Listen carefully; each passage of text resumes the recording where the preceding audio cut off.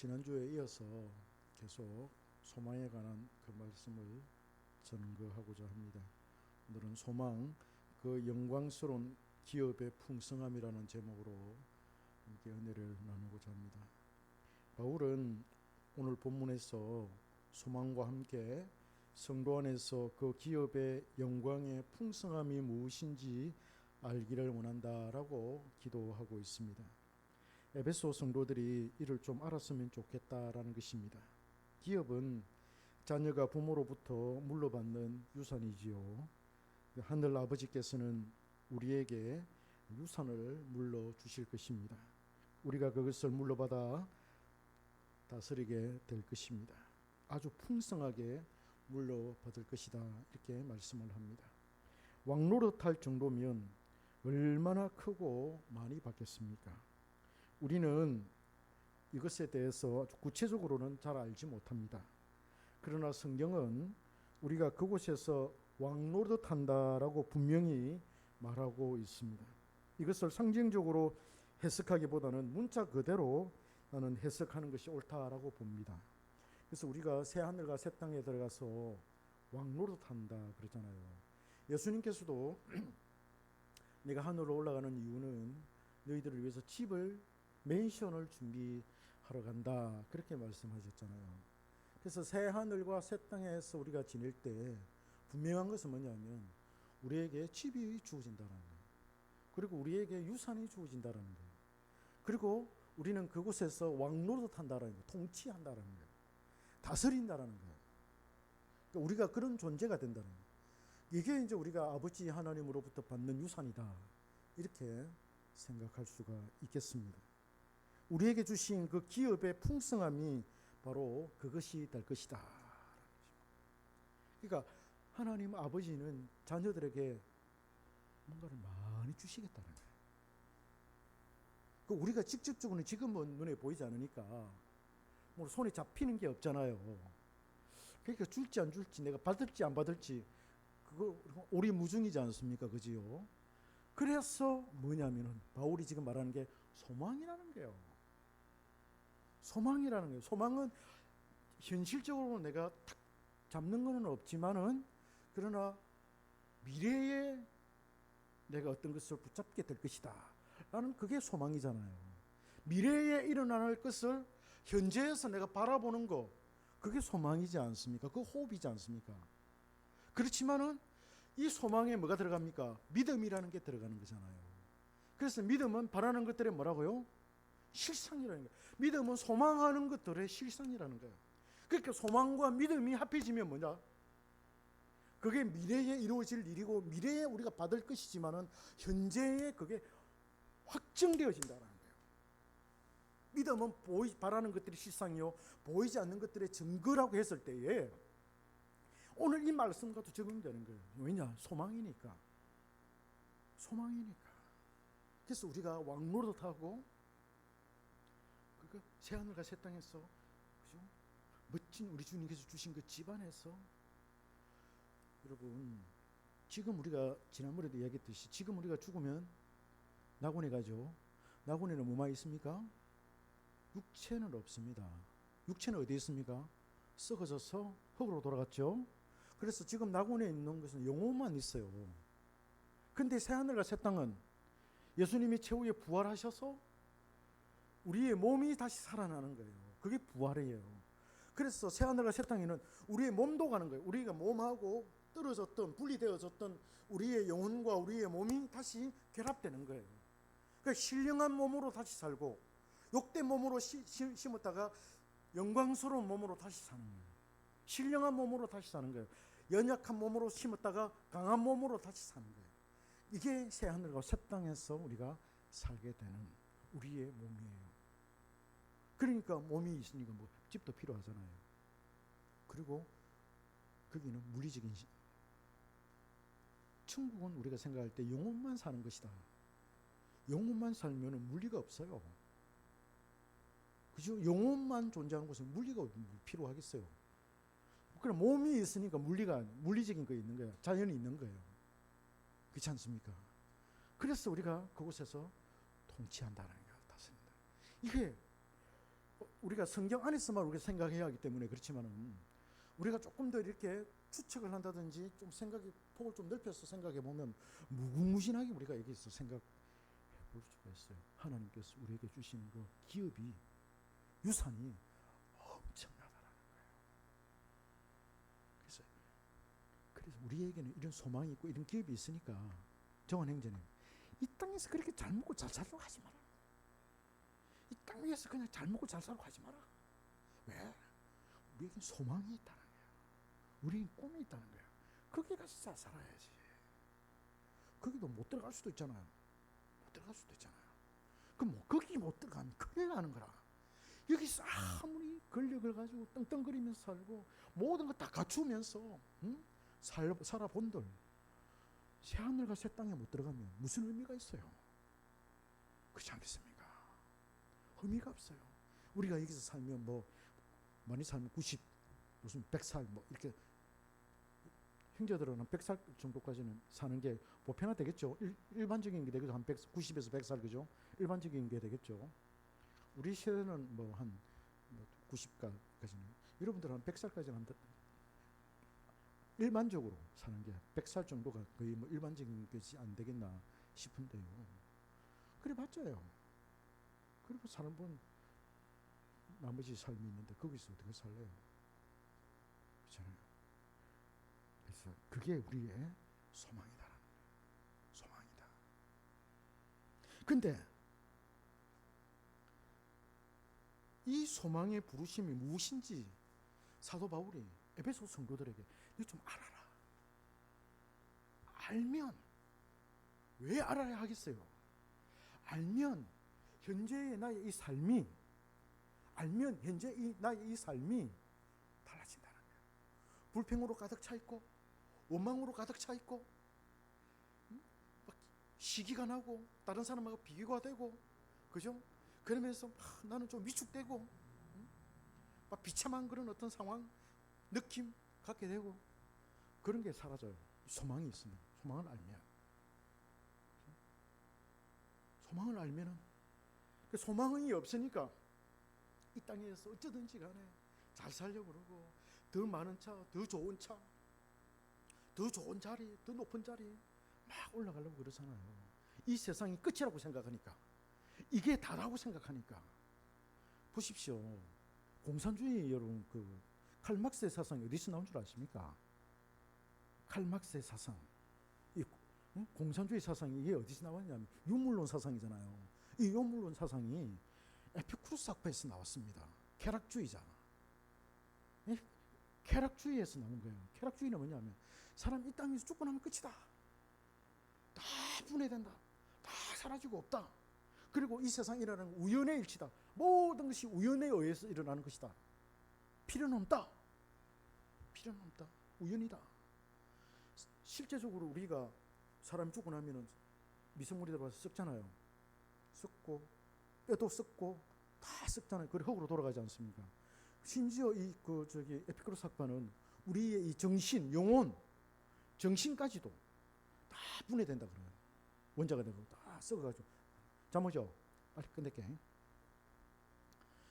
재밌습니까? 정원행제는 재미가 있습니까? 그래서 유물론이 나온 거예요. 그리고 이 유물론이 칼막스, 엥겔스 이런 사람들이 이걸 자기들의 이론으로 채택해가지고 공산주의 사상, 사회주의 사상을 만들어가는 거예요. 끝이라는, 이게 끝이라는 거예요. 그래서 이 땅에서 어찌든지 행복하게 사는 거, 이 땅에서 얼마나 어떻게 해서든지 누리고 사는 거, 이게 최고다. 내세는 없다. 다음 세계는 없다. 그냥 여기서 잘 살아야 된다. 그렇지 않아? 그래서 지금 좌파라. 방송이 나오게. 욕을 하면 안 되겠죠. 그런 사람들이 그런 거예요. 거기에 진보 이런 사상이 있으니까 내세는 없다 생각하니까 그런 거예요. 그 진보적인 사상일 수밖에 없는 거예요. 그래서 뭐 동성애라든지 뭐 이런 거 다 뭐 성적인 어떤 건 물론 필요 없어요. 그냥 우리가 이성으로 받아들일 수 있고, 그죠? 그렇게 해서 우리가 즐길 수 있다면 얼마든지 가능하다 이렇게 생각하는 거예요. 규범 필요 없다는 거예요. 그래서 도덕성은 없어요. 도덕성 그거 뭐 다 그 뿌리가 거기 있는 그 사상의 뿌리가 거기서 나오는 거야. 그러나 우리는 뭡니까? 우리는 내세가 있고 우리 소망이 있잖아요. 소망이 있으니까 아이고 이 땅에서 좀 더 좀 못 먹으면 어때? 이 땅에서 좀 못 입으면 어때? 우리에게는 저기 있는 저 세상이 있는데 새하늘과 새 땅이 있는데 좀 못 먹으면 어때? 좀 못 입으면 어때? 좀 다른 사람들 또 해외 여행 가려고 하는데 아이고 그럼 못 가면 어때? 그것보다 더 좋은 새하늘과 새 땅이 있는데 이런 생각하는 거예요. 그게 우리의 가치관이에요. 그게 우리의 가치관이에요. 그게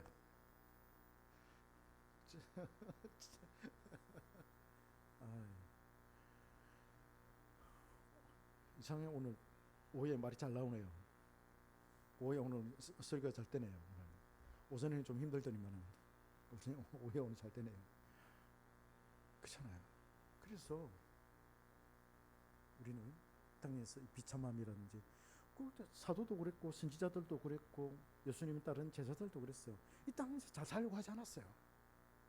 그러니까 자신의 목숨을 초계와치 버리고 복음을 위해서, 진리를 위해서, 주님을 위해서 그렇게 버리면서까지 진리를 붙들 수 있었던 거예요. 다 순교당했잖아요. 예수님의 제자들 다 순교당했잖아요. 베드로는 거꾸로 십자가를 짓잖아요. 바울도 로마에서 순교당한 거 아시죠? 바울도 다 순교당했어요. 왜? 기쁨으로 당했어요. 스데반도 기쁨으로 죽었고 돌에 맞아 죽었고. 왜? 우리에게는 소망이 있으니까. 소망이 있으니까.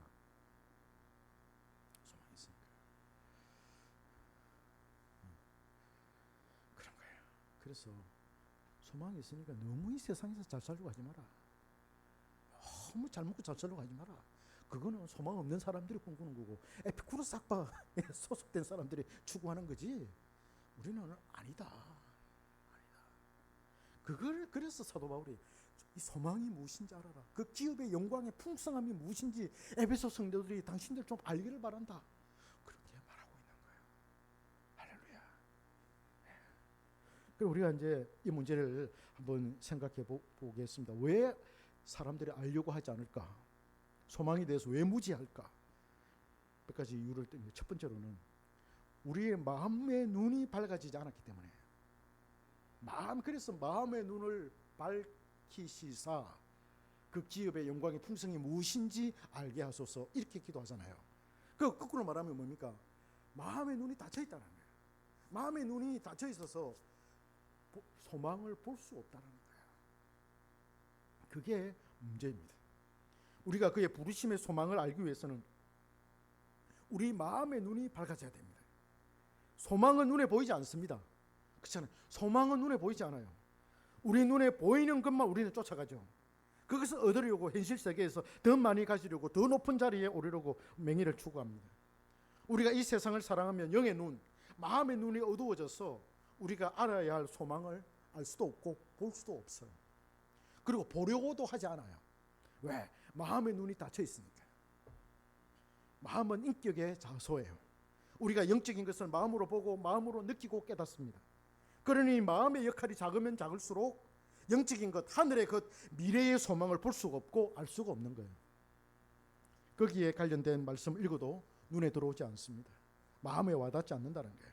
성령께서 밝혀주시는데 성령의 은혜를 추구하지도 않아요. 두 번째로는 왜 모를까? 왜 알려고 하지 않을까? 그의 부르심에 대해서 깊이 생각하지 않기 때문입니다. 쉽게 말하면 내 부르심이 어떤 부르심인가에 대해서 의심하지 않는다는 거예요. 부르심에는 두 가지가 있죠. 일반적인 부르심과 특별한 부르심이 있습니다. 이스마엘이라든지 에스라든지 출애굽해서 광야에서 죽은 수많은 이스라엘 백성들, 사울 등은 하나님의 백성으로 부르심을 받았지만은 혈통에 의해서 부르심을 받았지 영적으로의 부르심은 아니었습니다. 그러니 그들은 민족 전체를 부르시는 일반적인 부르심에 속하 있지만은 하나님의 친백성이 되는 특별한 부르심은 받지 못했다는 거예요. 누구? 사울, 이스마엘, 에서 이런 사람들, 그리고 가룟 유다 이런 사람들. 일반적인 부르심을 받았지 특별한 부르심을 받은 사람들이 아니었다. 혈통적으로 부모가 예수님을 믿으니까, 부모님이 장로님이니까, 부모님이 목사님이니까, 어릴 때부터 몇 대째로 우리가 기독교 집안이니까 나는 교회를 댕겨야 된다. 이런 생각하는 사람들 있잖아요. 하나님의 친백성이 되는 특별한 부르심을 받아야 되는데 그 부르심을 받지 못했습니다. 일반적인 부르심을 받은 사람들의 특징이 바로 이 영적인 은혜, 하늘의 은혜, 우리가 위에서 말했던 소망에 대해서는 관심이 없다라는 거예요. 에서가 그랬고 사울이 그랬습니다. 관심이 없었어요. 에서 관심이 없었죠. 그래서 그 장자권을, 이 장자권하고 아버지의 유산하고 영적인 유산하고 직결되는데 그걸 팥죽 한 그릇에 팔아버렸잖아요. 얼마나 홀대였으면, 그걸 얼마나 별거 아니라고 생각했으면 관심이 없는 거예요. 당장 나에게 피부에게 와닿는 그게 중요하지. 사울도 그랬잖아요. 사울도. 그들은 하나님께서 영적으로 주시는 은혜에 대해 장차 하늘에서 누릴 기업의 풍성함에 대해서 관심이 없었습니다. 그래서 에서는 자신의 장자권을 팥죽 한 그릇에 팔아버렸습니다. 우리가 하나님의 관심을 가지지 않고 사모하지 않는다면 우리의 부르심을 우리는 의심해 봐야 합니다.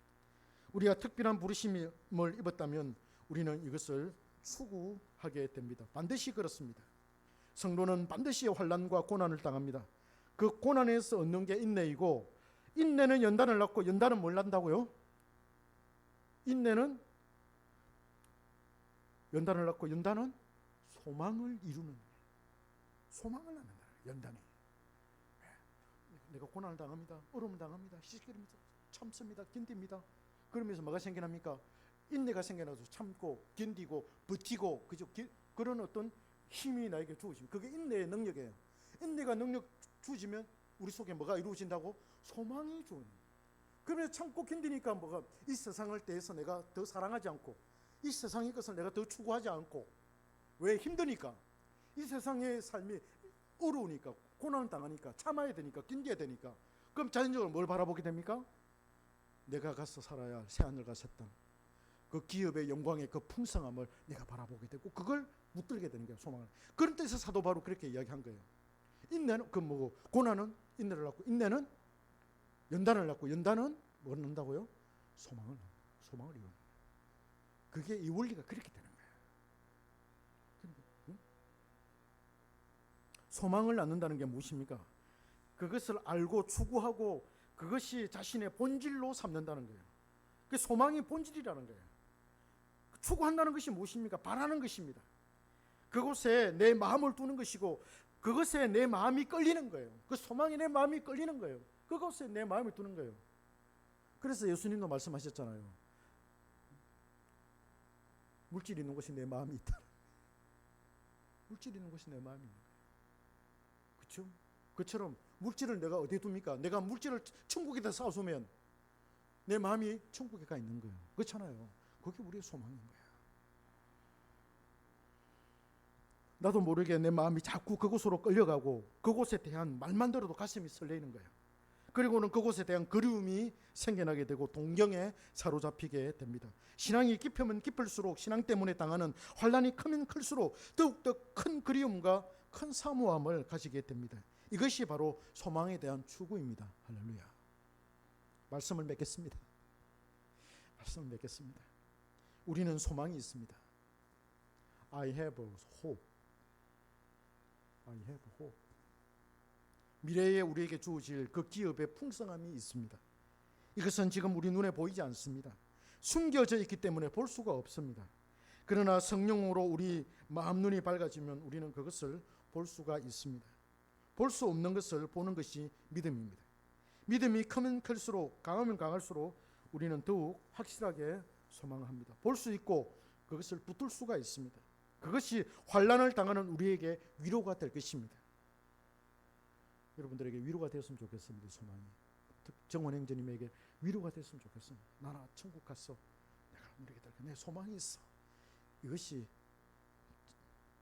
행제님에게 위로가 되기를 소망합니다. 그 고난의 결정체가 소망입니다. 연단의 결정체가 바로 소망입니다. 그래서 바울은 데살로니가 후서 2장 16절에서 위로의 좋은 소망이라고 표현하였습니다. 고통 중에 있는 우리에게 유일한 위로가 무엇이겠습니까? 소망입니다. 하나님께서 우리를 그 소망으로 부르셨습니다. 그래서 바울은 우리가 그 부르심의 소망이 무엇인지 알아야 한다라고 호소하고 있습니다. 왜 주님이 우리를 부르셨습니까? 우리에게 소망을 주시려고 부르셨습니다. 우리는 환난 중에 더욱 그 소망을 인식하고 붙들어야 할 것입니다. 소망이 우리에게 힘이 될 때 그 신앙이 참 신앙입니다. 그것이 우리에게 아무런 영향을 끼치지 못하고 그것이 우리에게 그저 그런 것, 장차 죽으면 알게 될 희미한 지식이라면 그는 좋은 신앙인이 아닙니다. 좋은 신앙은 그 부르심의 소망이 무엇인지 확실하게 알고 강하게 붙드는 것입니다. 이게 좋은 신앙입니다. 우리는 우리에게 주어질 기업의 풍성함을 알고 추구해야 합니다. 이 세상의 것을 추구하는 대신에 그것을 배수물로 여기고 참 실제이신 그 소망을 날마다 추구해야 합니다. 거기에 우리의 정체성이 숨겨져 있습니다. 그 기업의 풍성함의 그 소망을 날마다 알아가시는 우리 성도님들 되시기를 축복합니다.